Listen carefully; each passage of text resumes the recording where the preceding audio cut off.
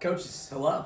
Coach Connor back again, this time with a little bit of a coaching tip around something I refer to as forecasting cues. And what I'm talking about here is basically providing ahead of time for your athletes the cues that you're going to provide for them as they're going through whatever it is that they're going through. So that way, if and when you see, in this case, a very specific fault present itself, you don't need to address to them, hey, this is what you're doing, now this is what I want you to do. But rather, you have forecasted what those expectations are. You've told them well ahead of time, if and when I see this, I'm going to do this. And when you see me do this, I want you to do that. So, to hopefully illustrate the example, one of my favorite ways to go about this is in an overhead position. So as we know, a proper overhead position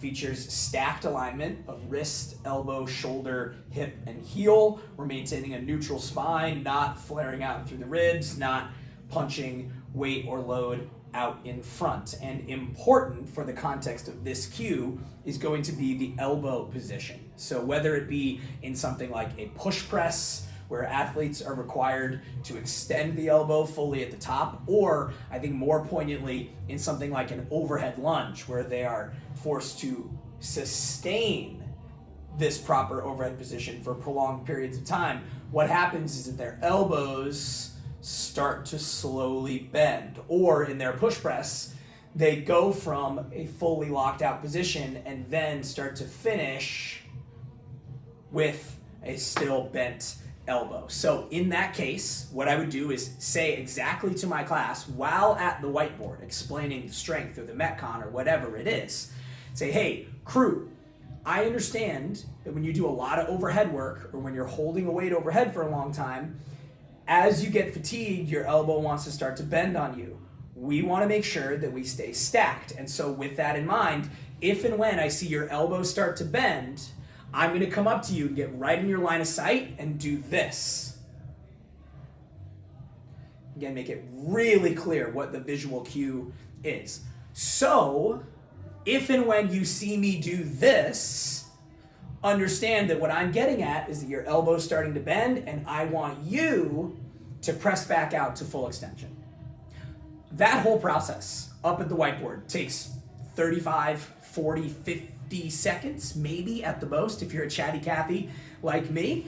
And then though, what that does is affords you so much more time in the Metcon itself to now, if and when you see elbows starting to bend, you can walk right up to your athlete because you've established now that common language. And it's through that common language, in this case, visual cue, I know what that means, I know what I need to do, you can expedite your seeing and correcting in a big, big, big way. So a great cue, or a great technique, I should say, great coaching tip, if nothing else, for classes that either have a lot of movements, and you know you're going to be trying to see and correct a lot of stuff, or if there's a really common fault that you know you want to get out in front of, this can be a great way to do that. If you're already doing this, phenomenal. Try it maybe with a new movement pattern. And if you're not already doing this, here's your chance to do just that. Let me know if you have questions either about the concept as a whole or some specific applications of it. I promise I'm always here to help you, and I'm excited to hear how it goes. Thanks for all you do.